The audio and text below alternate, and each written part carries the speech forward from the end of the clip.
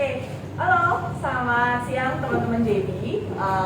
Jumpa lagi sama saya Erika dan hari ini saya ditemenin sama 4 orang perempuan-perempuan hebat yang di bidangnya masing-masing sangat berprestasi. Saya mau kenalin dulu, ini ada Mbak Susan dan Mbak Dia dari Perempuan Pelestari Budaya. Kemudian ada Ibu Mira dan Ibu Ruth dari Yayasan Kanker Anak Indonesia. Oke, ini 2 bidang yang boleh dibilang fokus kerjanya berbeda, tapi ternyata kita punya kesamaan. Apa kesamaannya? Kita sama-sama punya concern terhadap anak-anak Indonesia. Nah, hari ini saya mau ngobrol dengan keempat teman kita ini, ngobrolin tentang aksi solidaritas untuk anak kanker Indonesia. Nah, salah satu aksinya kita akan melelang 2 kain. Satu ada kain tenun dari Sumba Timur dan kemudian juga ada batik. Ini batiknya batik lawas. Mungkin kita mau buka dulu ya, dan saya akan kasih tahu tata cara untuk lelangnya. Oke, jadi ini ada kain Sumba, ukurannya 340 kali 140 meter. Oke, ini ada lambangnya burung Garuda di atas, di bawah, kemudian ada ini motif-motif Sumba juga. Ini kalau teman-teman lihat, ini ada motif-motif Sumba di sini. Nah, ini akan kita jual. Saya akan buka harga di 1,4 juta. Saya akan tutup lelangnya nanti setelah acara ini selesai. Jadi teman-teman silakan nanti cek di di komen kita nomor kontak untuk ikut acara lelang. Jadi nanti kalian boleh atau teman-teman boleh memasukkan harga yang cocok untuk kain ini. Semua hasil penjualannya akan langsung masuk ke Yayasan Kanker Anak Indonesia. Jadi ini adalah bukti solidaritas kita bersama untuk membantu teman-teman kita, anak-anak yang sedang dalam pengobatan kanker. Yang kedua, ini kita buka aja, jadi teman-teman masih bisa lihat. Yang kedua adalah ini kain batik lawas. Saya suka banget sama warnanya. Ini warna hijaunya udah jarang banget ada yang bisa bikin seperti ini. Walaupun warnanya gelap, tapi buat anak muda ini juga masih bisa dipakai. Nah, sama ini juga akan kita lelang hari ini. Hasil penjualannya pun juga sama, akan kita serahkan semua ke Yayasan Kanker Anak Indonesia. Ini saya akan buka dengan harga 2,5 juta. Jadi silahkan teman-teman kontak aja nomor yang tertera di komen kita yang sudah di-pin. Silahkan masukkan kalian mau harga berapa. Nanti di tengah-tengah acara ngobrol saya akan update siapa penawar tertingginya. Oke, sekarang saya mau ngobrol dulu dengan Mbak Dia, Mbak Susan, Ibu Ruth, dan Ibu Mira. Oke, nah saya mau ke ini dulu nih, mau perkenalan dulu nih ke Mbak Dia. Mbak Dia ini ketua dari Perempuan Pelestari Budaya. Mbak Susan adalah co-foundernya ya. Oke, berdua ini saya kenal pertama sama Mbak Dia. Saya suka banget sama konsepnya, gerakannya untuk mengangkat lagi budaya-budaya Indonesia. Salah satunya lewat kain.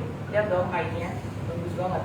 Nah, di sebelah saya ada Ibu Mira dan Ibu Ruth dari Yayasan Kanker Indonesia. Dedikasi mereka luar biasa untuk adik-adik kita, terutama adik-adik kita yang saat ini sedang berjuang melawan kanker. Kita masih, saya nggak mau bilang merayakan ya, tapi kita masih memperingati Hari Kanker Sedunia, dan ini adalah cara kita untuk mengajak teman-teman muda, siapapun yang ikut di akun live kita hari ini, bersolidaritas. Kita berempati untuk teman-teman kita yang sedang membutuhkan. Nah, saya mau ke Mbak Dia sama ke Mbak Susan dulu. Kenapa sih mau mengkampanyekan menggunakan kain ke teman-teman muda? Sebenarnya gerakannya adalah sebenarnya keinginan kita ya, berdua dulu nih. Nah, kita buatlah komunitas perempuan pelestari budaya, di mana setelah itu kita mengajak sahabat-sahabat tetap dekat dulu untuk mengikuti apa yang kita buat. Ternyata sambutannya baik. Sebenarnya kan gini, kalau kita menggunakan wasra, makin banyak yang menggunakan wasra, makin banyak yang menggunakan wasra, itu dampaknya itu hulu ke hilir. Kebayang deh Mbak, sekarang ini kalau kita aja komunitas kita tambah banyak, tambah besar, tambah banyak yang suka menggunakan wasra, pasti namanya pengrajinnya tambah banyak.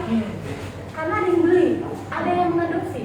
Kita tuh sedang mengkampanyekan tidak membeli, mengucapkannya adalah mengadopsi. Karena apa? Ini adalah sebuah mahakarya, gitu kan?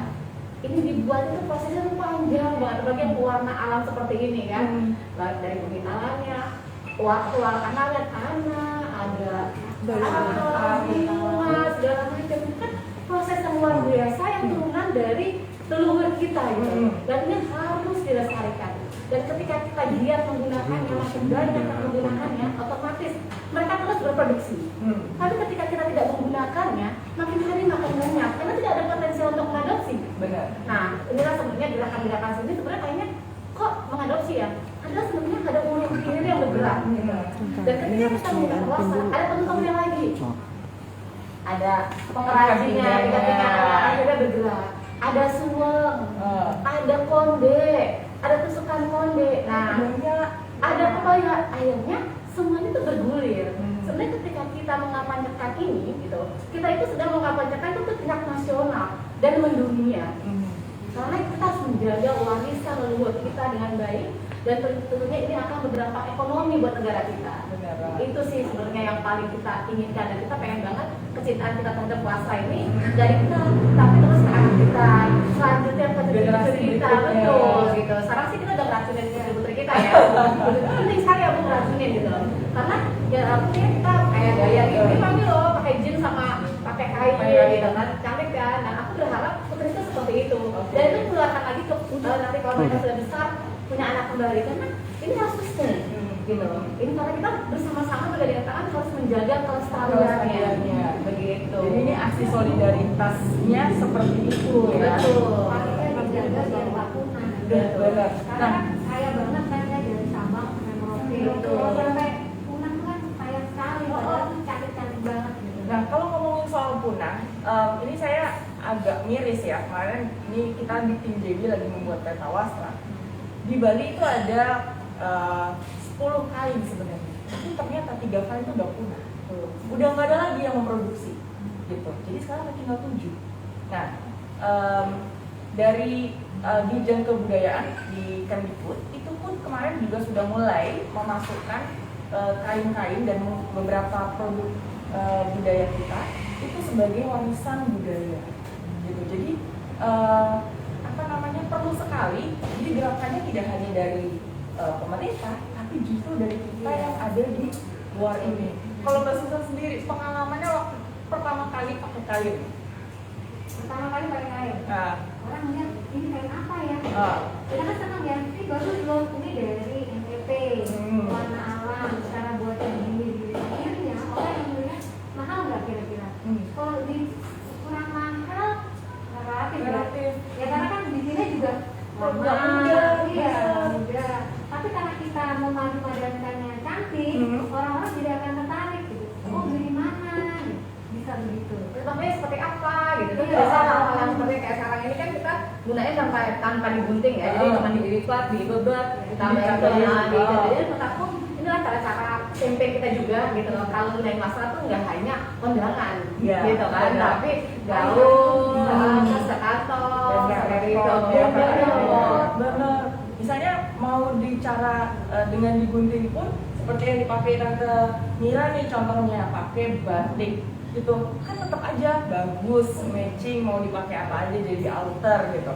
Nah, kita sih sebenarnya berharap ini gerakan teman-teman perempuan pelestari budaya ini bisa nggak cuma di ibu-ibu tapi juga di teman-teman muda. Makanya kita berharapnya kolaborasi nanti ke depan antara teman-teman perempuan pelestari budaya dan teman-teman muda lainnya itu itu semakin terbuka. Nah, sekarang saya mau ke Ibu Mira dan ke Ibu Ruth, Yayasan Kanker Anak Indonesia. Sudah berapa lama sih Ibu ini yayasan kankernya? Dari mulanya Ibu Sally Sorongan, yang maaf tidak bisa hadir karena kurang badan siang ini, itu mulai bergerak untuk membantu anak-anak itu tahun 2000-an dengan cuma mengumpulkan uang 50.000 di antara sahabat-sahabatnya. Itu membantu anak yang dari keluarga tidak mampu, yang membutuhkan biaya misalnya untuk pengobatan misalnya yang lahir dengan kelainan jantung misalnya, ya kan, atau penyakit-penyakit yang memang memerlukan biaya yang sangat besar. Nah, seiringnya berjalan itu, Ibu Sally dan teman-temannya melihat bahwa anak-anak yang menderita kanker ini sangat lama pengobatannya dan sangat mahal, kan? Jadi waktu tahun sekitar 2010, beliau dan teman-temannya akhirnya fokus dengan anak-anak kanker. Sekali lagi yang memang ditolong itu memang dari keluarga yang tidak mampu, yang sejak ada BPJS ya BPJS kelas 3 gitu ya. Jadi tahun 2010 ada yayasan, mereka membentuk yayasan Sentuhan Kasih Anak Indonesia. Waktu itu Yayasan Kanker Anak Indonesia namanya belum tersedia. Jadi mereka menamakan yayasan Sentuhan Kasih Anak Indonesia yang sudah 100% memang membantu anak-anak dengan kanker. Nah, di tahun 2018 nama Yayasan Kanker Anak Indonesia itu sudah tersedia. Jadi akhirnya Januari 2018 kita berubah menjadi Yayasan Kanker Anak Indonesia sampai sekarang. Kalau dari segi misi dan visinya tetap sama dari tahun 2010, yaitu membantu pengobatan anak-anak kanker. Jadi obat-obat itu kita berikan dan kita salurkan lewat 5 rumah sakit saat ini: Rumah Sakit Nasional Kanker Darmais, Rumah Sakit Harapan Kita, Rumah Sakit Fatmawati, Rumah Sakit Keramat 128, dan yang terakhir baru Januari ini Rumah Sakit Siloam Karawaci. Biarpun Siloam Karawaci itu memang rumah sakit yang mewah dan private ya, tapi di situ juga ada BPJS yang datang kelas 3 yang memang tidak mampu, mereka tidak mampu beli obat. Dan memang jujur saja obat-obat untuk pendukung kemoterapi ini tidak dipakai oleh BPJS. Jadi mereka cuma dikasih resep suruh beli di apotek. Di apotek juga tidak ada obat itu. Jadi kita punya tantangan sampai hari ini itu untuk mencari obat. Obat itu semuanya memang obat generik yang sebetulnya tidak terlalu mahal, tapi memang diimpor dari India. Kebanyakan semua dari India. India itu murah sekali. Jadi sampai di sini udah 10 kali lipat, 5 kali lipat, 6 kali lipat, ya. Dan tidak diragile, ya, karena tidak ada importir yang resmi untuk tapi bersyukur tahun yang lalu dari salah satu dari obat yang mereka butuhkan itu satu sudah diimpor oleh pabrik obat yang cukup terkenal di sini ya. Nah, jadi harganya kita udah pasti setiap bulan kita mengeluarkan uang segitu kita dapat segitu. Tapi obat yang namanya 6MP ya, itu mahal, satu strip 200.000, itu harganya bisa suka-suka. Besok bisa 350 ya, terus nanti bisa 400.000. Yang kalau ada supply ya 200.000 ya. Terus yang jual juga distributor yang memang barangkali cuma mau cari keuntungan, bukan karena misinya mereka memang mau membantu begitu. Jadi sulit sekali buat kita. Biarpun kita ada dana, tapi kadang-kadang obat itu nggak ada sama sekali. Sedangkan obat ini mesti diminum setiap harinya, seumur hidup, ya, seumur hidup kita. Terus jadi itu misi kita itu memberikan obat, kita nyampekan dan kita berikan ke apotek di rumah sakit, jadi nanti bersama apotek dengan dokter. Ya bersyukur kalau memang sasarannya tidak tepat, tapi kita karena kita yayasan tidak punya wewenang untuk menyimpan obat dan segala macam, jadi ya sudah begitu kita kasihkan sudah mesti buat sampai luar biasa. Jadi kebayang ya teman-teman ya betapa mahalnya yang harus dikeluarkan untuk teman-teman kita yang masih kecil ini. Jadi tantangannya nggak cuma sekedar ketika sudah divonis terkena kanker, tapi setelah itu pun banyak sekali hal-hal yang kalau buat saya sedih gitu. Saya jadi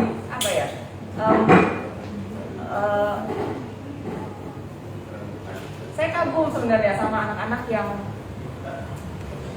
punya keinginan, punya semangat tinggi untuk sembuh gitu. Tapi itu balik lagi tidak semudah itu. Seperti kalau kita sakit batuk atau sakit pilek yang tinggal minum obat sembuh. Nah, Ibu Mira, biasanya selain obat-obatan ini, kan kalau kita aja nih yang sudah dewasa kena sakit aja, itu paling tidak kepikiran lah kita. Ini anak kecil. Dan biasa tantangannya apa sih Bu yang dihadapi sama anak-anak ini? Terus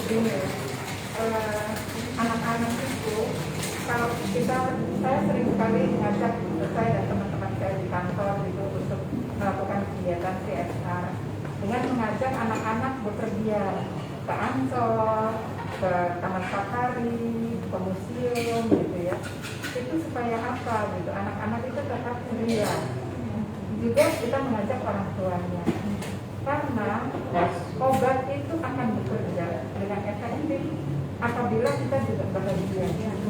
Dan kita juga harus menciptakan kepada orang tua, karena orang tua yang di rumah yang bisa menciptakan suasana di rumah itu menyenangkan.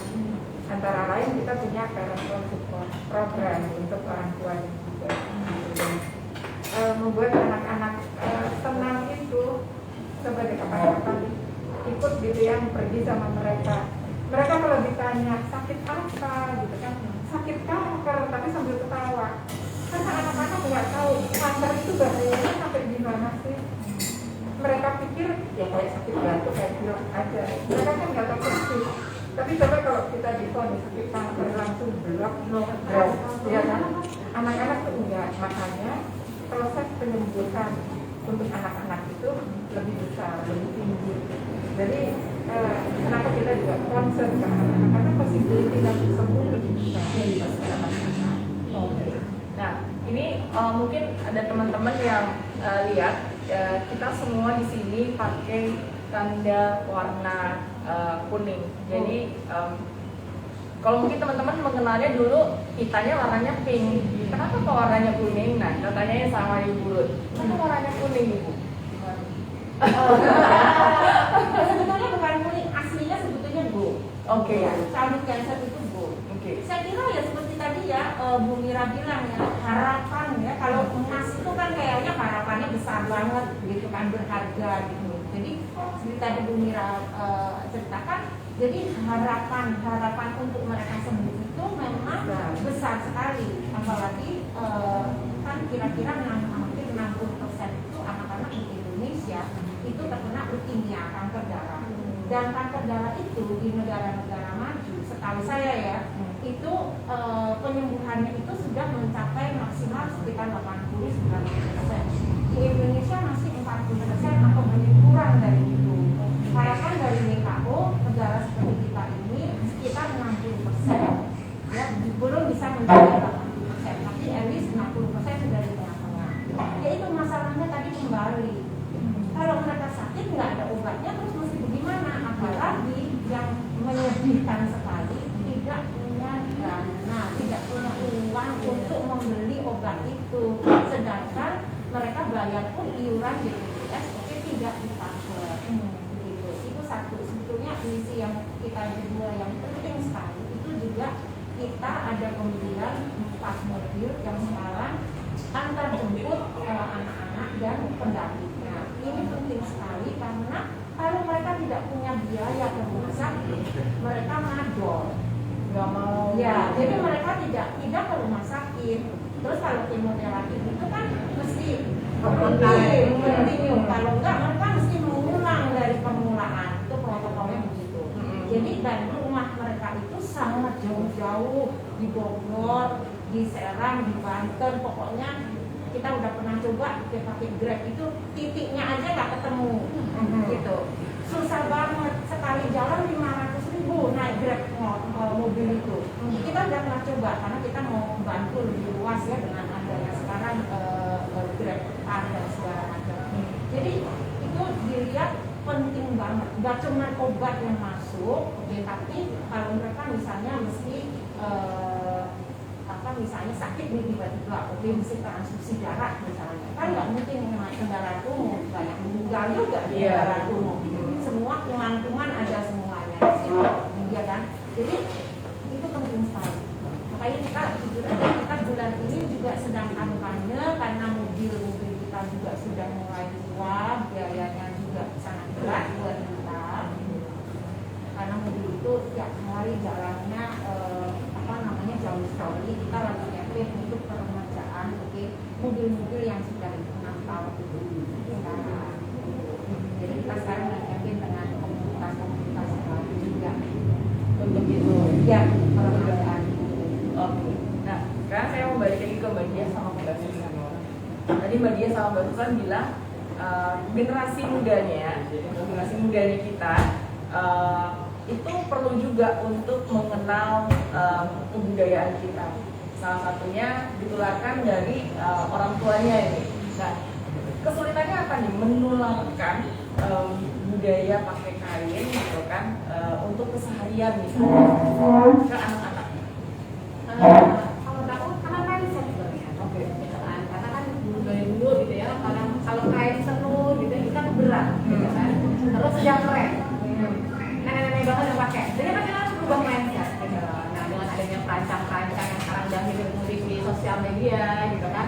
Terus dengan kayak jaket bombers dari etnik gitu. Menurut aku ini memacu sih sila anak muda untuk menggunakan wastra ya. Apalagi kayak Pak Jokowi gitu ya, pakai kan, pakai mengaku segala macam, terus pakai jaket yang ada gambarnya peta Indonesia segala macam. Ini menurut aku nih cara-cara gitu ya, cara-cara campaign yang bisa merubah mindset anak. Nah, kita gitu pun kita ya, mari kita bikin Jakarta Fashion Week ya, kita pakai wastra itu denim sika, jadi pakai sika gitu, ada pakai jaket jeans, ada pakai celana jeans gitu.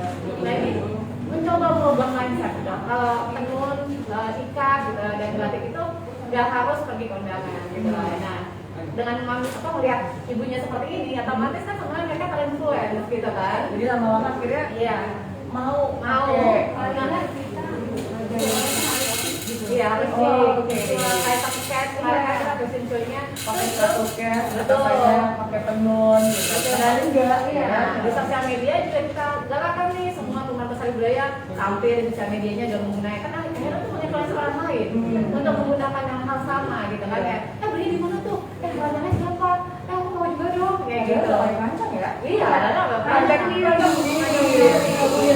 jadi berancangnya. Jadi akhirnya seperti itu punya keinginan kan apa-apa harus bergandengan tangan ya, belajar kain, belajar yang terus-terusan itu mengkampanyekan itu penting sekali karena gunanya itu kan mindset dan berubah mindset gitu. Itu paling penting sebenarnya berubah mindset. Oke.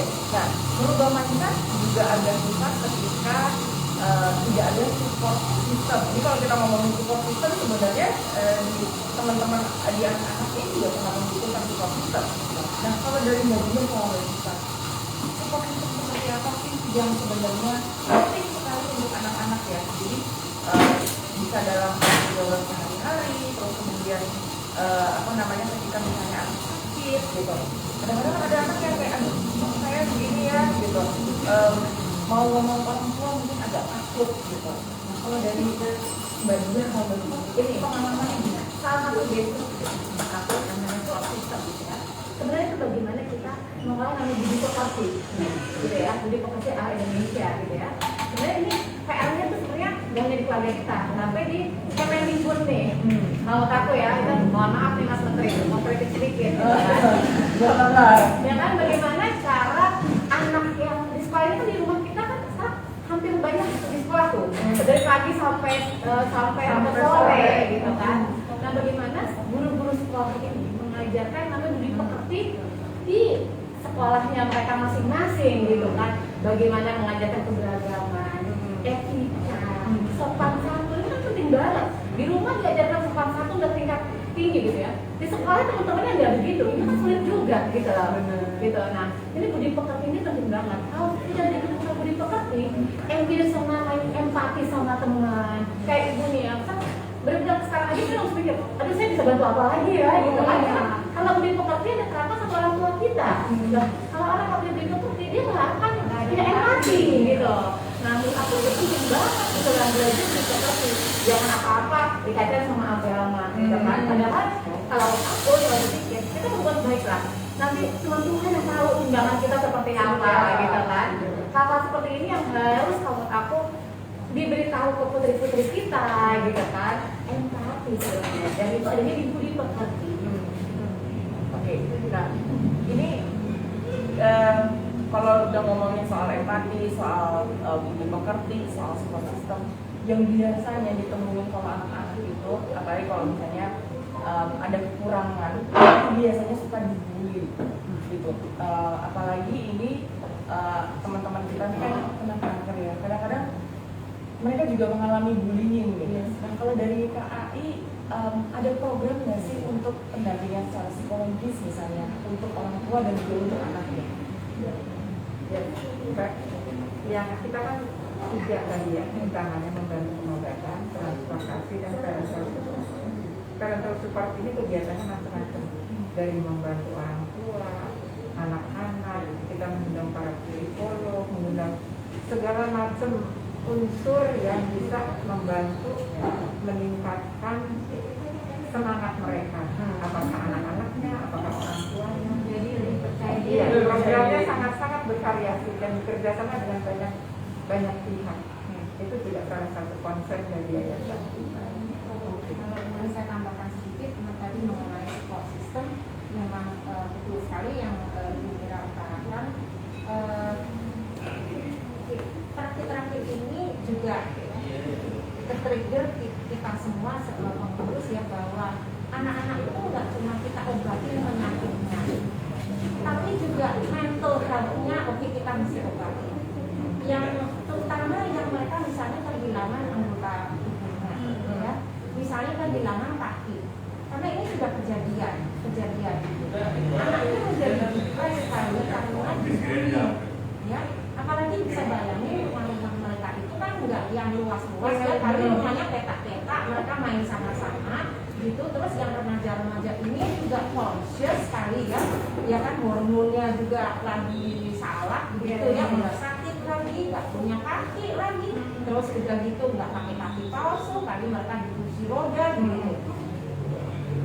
Banyak yang meninggal karena mereka tidak kuat, stres. Kalau stres dia imun sistemnya terus langsung berkurang, terus sudah gitu nyebar kankernya ke tempat lain. Jadi ambil contoh juga ada satu anak yang kita sebetulnya sudah carikan bantuan untuk kaki palsu. Itu kira-kira bulan Agustus tahun lalu. Saya sudah carikan, dan memang kalau baru diamputasi itu tidak boleh langsung pakai kaki palsu karena kan mesti tulangnya tumbuh gitu ya. Jadi donaturnya menjanjikan 6 bulan ya nanti kita kasih kaki palsunya. Kita juga sudah komunikasikan ke orang tuanya. Orang tuanya sederhana banget, karena orang tua yang sederhana itu yang tidak mampu bisa melihat anaknya depresi atau tidak. Karena kali berapa tahun udah fokus ke anak itu, ya saudara kamu sembuh udah diamputasi, kamu pulang ya, saya ngurusin yang lain deh, saya jualan atau apa gitu, sibuk cari uang gitu kan. Jadi nggak mungkin lah bisa mendeteksi gitu. Dan anak itu kebanyakan laki karena laki ini tidak bisa mengeluarkan perasaannya, dia tidak bisa gitu kan. Dan mau kemana? Nggak mungkin orang tuanya yang sederhana itu. Jadi anak ini 2 bulan meninggal. Jadi sekarang saya campaign keras-kerasan, kalau anak sudah mau diamputasi, ya mau tangannya mau apa, saya carikan dana untuk supaya anak itu tahu, oh saya punya masa depan. Jadi ada satu anak, dia orangnya total, dia diamputasi sampai di sini, dia nggak lama, sebulan kayaknya ada komplikasi, sekarang langsung carikan donatur. Pasti dia semangat nih loh, jangan kecil hati ya, sudah ada nih dananya di YKAI, tinggal waktunya saja kamu boleh sama ortopedi kamu kapan boleh pakai kaki palsu itu. Bersyukur anaknya sekarang lumayan ceria karena dia bilang cita-cita saya mau kembali ke sekolah, itu sekitar umurnya 17 tahun, saya mau kuliah habis ini. Oh ya syukurlah kalau kamu punya cita-cita, pokoknya jangan kecil hati gitu kan. Terus dia juga sekarang sedang kemoterapi, sudah baru mulai kemoterapi, jadi barangkali kalau semua lancar 6 bulan dia sudah mulai bisa latihan pakai kaki palsu. Oke. Nah, sekarang kalau kita ngomongin soal fasilitas kesehatan, kalau di Jakarta ada rumah sakit besar, beberapa rumah sakit besar yang mungkin bisa menangani. Tapi kalau di daerah, apa sih biasanya yang jadi kendala utama teman-teman di daerah, orang tua di daerah, ketika harus berobat? Kan kalau misalnya mereka harus ke kota itu kan sangat ini ya, sangat memberatkan sekali. Fasilitas di daerah tuh sudah seberapa cukup atau masih jauh dari cukup sebenarnya? Sebetulnya gini ya, kalau untuk kanker kita juga punya cita-cita ya Bu ya, untuk membuat rumah sakit khusus kanker anak. Karena di sini kan belum ada Darmais yang dulu khusus kanker, sekarang sudah menjadi rumah sakit umum juga gitu kan, tidak kanker aja. Kita cita-cita begitu supaya anak-anak itu tinggal di, walaupun dia dirawat, tapi lingkungannya dia itu anak-anak. Jadi ada temennya kayak asrama bahagia gitu ya Bu ya. Bahkan kita sudah bekerja sama dalam arti saling tukar pikiran dengan salah satu profesor dari Thailand ya, untuk paliatif. Karena ada kadang-kadang kan orang sudah terminal, sudah tidak ada harapan. Itu tempat paliatif itu yang bagaimana justru bukan seperti rumah sakit, tapi tempat yang menyenangkan. Yang mana orang dokter sudah bilang vonis hanya punya waktu 1 tahun, dengan dia tinggal di sana umurnya bisa nambah 4 tahun. Karena kebahagiaannya itu Ini bisa dibilang rumah sakit rumah bahagia, supaya Iya, sehat jadinya gitu. Kalau sakit tuh mindsetnya udah turun. Kalau rumah bahagia tuh wah akan dapat edukasi yang lain, dapat skill, dapat teman gitu. Tapi harusnya caranya paling cara dirinya untuk yang paliatif dan yang memang masih hidup itu lain. Jadi kalau paliatif itu memang mereka mau membahagiakan, apa sih kamu punya last wish itu apa? Iya. Jadi kalau yang di paliatif itu namanya wishing well. Itu kerjasama dengan rumah sakit. Jadi dokter ini dulunya dokter biasa di rumah sakit, terus dia melihat anak-anak ini tuh nggak punya apa ya, nggak punya hak, semuanya orang tuanya. Kamu mesti berobat ya. Hari ini misalnya kemoterapi, besok apa, mesti minum obat. Anak-anak ini nggak pernah ditanya, kamu tuh mau apa sih? Gitu. Terutama yang sudah terminal ill. Jadi akhirnya dia berpikir itu. Jadi dia cerita, pasien pertama yang dia tahu, karena kalau dokter pasti tahu ya, melihat anak ini misalnya relapse, beberapa kali sudah tidak ada harapan, dia tanya anak ini udah tahu anak lagi, kamu mau apa? Saya ingin lihat panda. Dia bingung, panda ada di Thailand enggak ya? Dia gitu kan, dia bingung kan, nggak pernah lihat panda di Thailand, kan di Cina ada. Terus akhirnya dia tanya, rupanya ada panda di kebun binatang di Chiang Mai. Terus dia sekarang bingung, wah cari dananya bagaimana ini? Kan mesti kita nerbangin anak ini, orang tuanya, segala macam gitu ya. Kali sama dokter juga gitu ya. Gitu kan. Dia bingung kok. Terus akhirnya dia ya bicara di beberapa orang, terus akhirnya banyak membantu kayak TAN, bantu nerbangin anak ini ya ke situ ya. Jadi dia dapat itu tuh, dapat kegembiraannya itu melihat panda itu di kebun binatang. Iya, terus dia kembali ke Bangkok ya sudah sesudah itu gitu. Jadi dari situ terus dia melihat, oh berarti anak-anak ini memang punya keinginan, nggak cuma orang tuanya tok yang punya keinginan begitu. Ada yang pengen melihat pantai, orang tuanya kan loh ini akan sakit, nggak mungkin kan dibawa ke pantai. Pikiran orang tua kan begitu. Padahal begitu ditanya sama profesornya, kamu pengen apa sekarang ya? Kamu pengen apa? Saya pengen ke pantai. Orang khawatir, untuk nanti sakit. Profesor bilang kamu gak usah khawatir, serahkan ke saya tanggung jawab. Dibawa ke pantai, udah sakit dia malah happy sama saya. Itu kadang-kadang orang tua terlalu ini Protektif. ya. Keluarga ada harapan terakhir yang pertama. Iya betul. Dan jujur yang saya observasi selama ini terutama khususnya dengan pasien-pasien yang kita bantu ya, itu orang tua yang sampai tidak punya uang sepeser pun di kantor itu tetap berjuang, anaknya tidak mau menyerah, anaknya pokoknya misalnya sembuhan sampai sembuh. Padahal orang udah melihat, oh ini sudah gak ada harapan, tapi nggak ada yang pernah mau menyerah, tidak.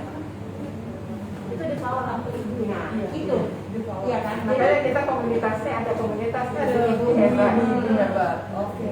Itu yang saya observasi ya, saya pribadi saya observasi. Oh jadi, ya akhirnya kalau anaknya meninggal ya sudah pasrah. Sampai yang mau yang kemarin ada satu anak itu gila itu yang ya karena udah tahu pokoknya sudah nggak mungkin karena saya juga ikut ke yayasan yang lain juga kita bikin seneng-seneng aja deh anaknya deh ya kan kita beri nutrisi yang bagus oke dia seneng dia bisa makan lagi gitu. Terus dia tetap saya minta dirujuk rujukannya itu nomor apa ya 220 kalau nggak salah dia minta dirujuk dari RSCM ke Darmais. Darmais mau terima, tapi kalau kamu mau tetap di BPJS, kamu mesti ada surat rujukan, kalau enggak kamu mesti bayar dua lagi.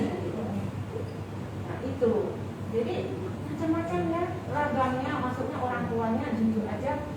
Kalau saya boleh mention di sini dari yang tukang parkir, tukang sayur, ya kan, terus kemudian angkot, tukang cuci, ya kan, yang benar-benar pokoknya prihatin sekali. Prihatin dari yayasan anak-anak mendata anak-anak yang kurang mampunya itu gimana tuh? Apa dari rumah sakit ya? Dari kelas 3. Tapi ini sedikit ada pengalaman pribadi juga ya, apa ibu mau sharing juga. Jadi gini loh mbak, di yayasan aku kan sekolahnya gratis nih, tari dan tradisional gitu ya. Itu juga ada orang, oper kelas segala macam. Buat aku bayangkan deh, mereka habis mau ke kolam lampu merah nuntut anaknya untuk ke museum untuk belajar nari. Karena mereka akan merubah hidupnya. Karena di tempat aku kalau dia udah saya bagus, dia akan bayar sama saya untuk tampil. Jadi itu ada nilai ekonomi. Makanya banyak yang bergabung. Dan ketika ini saya lihat, ternyata bagus juga mas ada disabilitas yang saya terima gitu ya. Walaupun kita nggak punya tutorial khusus buat anak Down syndrome, tapi saya terima untuk tampil. Dan ternyata ini jadi kebahagiaan besar buat saya. Saya terima kasih ya Kak dia. Saya dan sudah bisa pentas di atas panggung di hotel berbintang. Itu suatu kebahagiaan buat CV-nya dia. Nah, mungkin hal seperti ini dilakukan banyak orang gitu kan.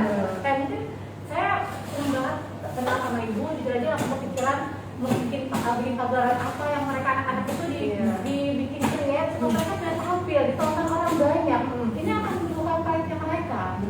Kita sudah mulai sebetulnya, kita sudah mulai beberapa kali anak-anak kanker itu kita undang nyanyi, kita iringi dengan angklung. Kebetulan saya ada komunitas angklung. Nah itu mengiringi mereka nyanyi. Boleh nanti kita bikin virtual gitu ya, ke fashion show, tenari bersama gitu ya. Ini supaya ngebangkitin sebenarnya semangat terhadap hidup gitu ya, kebahagiaan mereka tampil, mereka didandanin di foto cantik gitu loh ya. Pernah ya sama Oscar ikut fashion show dituntut anak-anak itu, anak-anak kanker itu ikut pakaiin baju anak-anak. Boleh nanti kita kolaborasi juga ya, kita bikin acara kasihnya bareng anak-anak itu yang show. Kita lihat virtual tapi di suatu tempat yang bagus supaya mereka ada trennya gitu kan. Dan semangat buat mereka Semangat menjadi model orang yang pada kreatif. ada yang mau jadi model. Saya sampai sekarang lagi carikan siapa yang mau terima dia, cantiknya bukan main. Ada yang ingin jadi model. Terus jadi model tapi saya nggak tahu mau hubungin siapa. Ini sudah ada bagian yang mungkin nanti bisa menyalurkan bakatnya. Tadi saya bilang mau ingin masuk Indonesian Idol. ingin jadi penyanyi, bisa kali nanti apa namanya merekam suaranya kali gitu ya.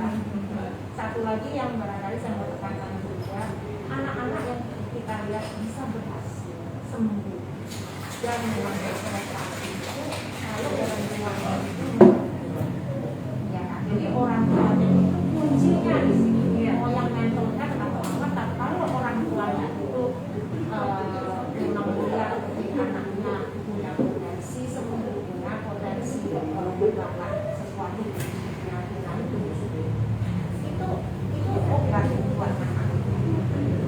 Nanti yang tadi kembali ke kita ini membantu keluarga-keluarga yang sederhana. Makanya tadi kemudian kita meningkatkan mereka apa lewat bimbingan, mereka lebih mengerti nutrisi, mengerti apa namanya banyak hal yang bisa mereka lebih aware ya kan, bagaimana membantu ini supaya sangat bersedia. Nah jadi teman-teman, ini tadi ya kita ngobrol sama Ibu Ruth, sama Ibu Mira, sama Mbak Susan, sama Mbak Dia. Kita ingin membantu adik-adik kita yang saat ini sedang berjuang. Ini tidak hanya adik-adiknya yang akan kita bantu, keluarganya pun juga akan kita bantu. Mungkin buat kita nggak seberapa, tapi buat mereka dukungan kita sekecil apapun itu akan sangat bermanfaat. Kita ngomongin soal obat, kita ngomongin soal akses mereka untuk dapat apa namanya rumah sakit misalkan. Itu nggak murah buat mereka dan perjuangannya untuk mereka. Jadi aksi kita hari ini dari Perempuan Pelestari Budaya, dari Jelajah Bhinneka bersama dengan Yayasan Kanker Anak Indonesia adalah untuk ayo kita sama-sama bergerak, kita berempati untuk teman-teman kecil kita ini mewujudkan sebagian dari doa mereka, dari semangat mereka untuk sembuh, untuk bisa beraktivitas lagi seperti teman-teman yang lainnya. Nah, hari ini kita membuka lelang. Tapi minggu depan kita akan menjual beberapa kain tradisional kita yang memang semua dananya akan kita serahkan kepada Yayasan Kanker Anak Indonesia. Bukan untuk yayasan ya, tapi ini untuk anak-anaknya. Untuk memberikan mereka semangat bahwa ternyata di luar ada teman-teman yang ingin memberikan support mereka, walaupun kita belum pernah bertemu secara langsung misalkan, tapi paling tidak itu support yang bisa kita berikan untuk teman-teman. Nah, saya mau tunjukin lagi mungkin yang tadi ketinggalan kainnya seperti apa. Ada 2 kain yang akan dilelang. Jadi ini yang pertama adalah kain Sumba Timur. Jadi ini dari pengrajin di Sumba langsung. Ini sebenarnya atas bawah sama. Jadi ada lambang burung garudanya. Terus kemudian juga ada motif-motif Sumba Timurnya. Bisa dilihat ya, ada apa namanya? Ini misalnya ada gambar rusa. Terus di sini ada marapu. Dan ini semua ditenun pakai pewarna alam. Ini tingginya 340 cm dan lebarnya 140 cm. Jadi ini sebenarnya besar, tapi nggak saya buka karena besar banget. Jadi nanti buat teman-teman yang ikut lelang dan menyumbang, kain ini akan langsung dikirimkan ke teman-teman. Ini dibuka dengan harga 1,5 juta. Terus yang kedua ada kain batik. Ini adalah kain batik lawas. Saya taruh di sini kali ya, jadi supaya biar kelihatan. Dia kelihatan lambang garudanya. Terus kemudian ini ada kain batik lawas. Walaupun warnanya gelap, tapi ini untuk anak muda. Ingat tadi ya, jadi walaupun motifnya tua, warnanya gelap, tapi tergantung cara kita memakai dan mengkombinasikannya dengan pakaian yang seperti apa. Jadi misalnya nanti bisa dililit, terus kemudian dikasih pita, atasnya mau pakai kaos misalnya kayak saya, atau pakai kemeja, atau pakai jaket seperti Mbak Dian ini, terus kemudian ada Mbak Dia, dan misalnya pakai kemeja putih buat jalan-jalan juga bisa. Nah ini akan di burdo, iya, ini motif burdonya, dan warna hijaunya, aku suka banget. Ini udah jarang ada pembatik yang bisa dapat warna hijau seperti ini. Ini dibuka dengan harga 2,5 juta. Kalian bisa hubungin nomor kontak yang ada di di kolom komen kita yang sudah dipin. Jadi silahkan aja. Lelangnya akan kita buka. Nah, minggu depan kita akan menjual beberapa kain batik juga. Ada batik, ada tenun dari beberapa daerah. Nantikan aja, nanti infonya ada di akun Instagram Jelajah Bhinneka Perempuan Pelestari Budaya, dan mungkin ada di akunnya Yayasan Kanker Anak Indonesia dan akun-akun pribadinya kita gitu. Jadi pantengin aja.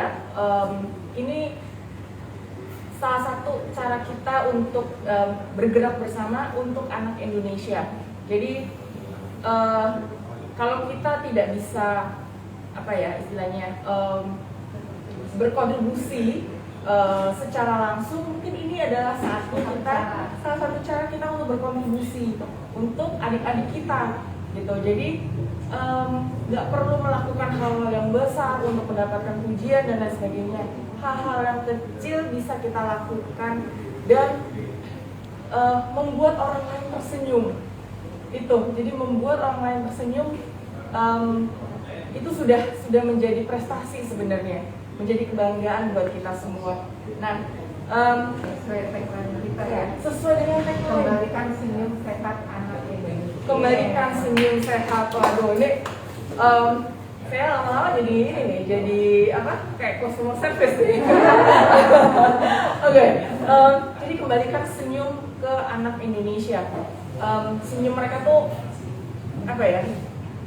cantik sekali gitu. Sayang kalau itu hilang dari mereka. Nah, saya mau lanjut lagi. Ke depan rencananya Yayasan Kanker Anak Indonesia ada kegiatan apa, Ibu? Kalau kegiatan sih seperti tadi Bu Mira juga utarakan, untuk financial support itu luas sekali ya. Juga barangkali kalau saya juga boleh tekankan, donasi itu tidak selalu berbentuk uang. Donasi itu bisa berbentuk energi kita, kontribusi kita, kayak misalnya Mbak Dia pintar menari, ya kan, bisa ngajari anak-anak nari ya. Siapapun, saya kira pasti punya talenta khusus ya. Mau yang cuma simple misalnya bercerita pun bisa. Kalau harapan kita tadi juga Bu Mira udah mengutarakan, yang kalau bisa tuh ada rumah sakit khusus memang untuk anak. Ya, karena penanganan anak dan dewasa itu kan lain. Saya sendiri pernah ke rumah sakit waktu conference internasional di Kyoto. Saya satu lantai itu di setiap ujung aja ada tempat bermain. Di setiap ujung ada tempat bermain yang sangat besar, nggak cuma asal aja gitu. Yang taruh perusakan apa-apa gitu kan. Terus karya-karya anak-anak itu juga semua menghiasi rumah sakit itu. Begitu. Jadi seperti itu yang semoga kalau memang ada rumah sakit khusus anak, sangat-sangat kali anak-anak juga akan merasakan sakitnya kali berkurang kali ya. Terus juga rumah paliatif, karena paliatif itu seperti tadi kita utarakan itu sesuatu yang ya seperti menghargai mereka punya last wish misalnya, atau memperpanjang kehidupan, maksudnya jangka waktu mereka. Jadi itu sih untuk mimpinya yang tinggi itu ya, yang di langit itu segitu. Tapi kalau misalnya jangka pendek ya tetap yang kita harapkan kalau memang tes untuk mendengarkan, membiayakan itu obat itu selalu diregulasi ya, supaya masuknya itu lebih lancar, harganya tidak semena-mena saja, juga terjangkau. Apalagi kalau bisa di-cover oleh BPJS, itu lebih bagus lagi, ya kan, supaya karena kita bisa fokus misalnya untuk nggalang dana untuk rumah sakit, nggak cuma mikirin obat aja tiap bulan, ya kan. Ya kan, terus juga misalnya transportasi, ya transportasi memang pakai kendaraan umum sekarang prihatin banget, ya gitu kan. Kalau misalnya ada diperhatikan public transportation ini, orang-orang juga bisa menempuh misalnya ke rumah sakit atau pulang itu juga dengan nyaman, misalnya begitu. Jadi sebetulnya sih banyak harapan kita, ya kan. Juga kita dibantu oleh sekarang banyak sekali komunitas-komunitas yang kita tidak menyangka begitu pedulinya mereka gitu. Seperti belajar meditasi, itu kan salah satu juga membuat bergerak.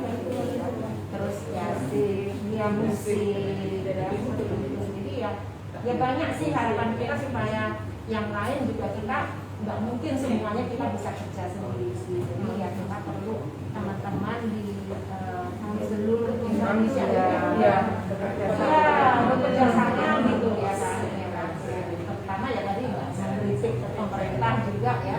Tapi kalau memang itu kan sudah kenyataan gitu, kenyataan bahwa obat itu susah dicari. Jadi kalau memang bisa lebih ditertibkan, oke, ya kan, seperti obat yang lain kita bersyukur banget. Oke, nah karena kita ada keterbatasan waktu, kita cuma bisa ngobrol 1 jam, tapi proses lelangnya akan tetap berjalan ya. Jadi proses lelang akan tetap berjalan sampai nanti malam kita tutup, lalu kita akan umumkan.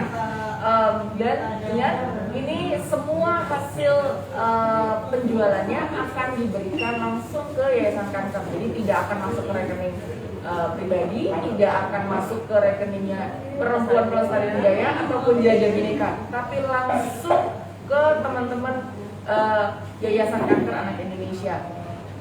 Untuk teman-teman Jaja Bhinneka, terima kasih yang sudah pada hari ini, pada siang hari ini ikut gabung di live Instagramnya kita.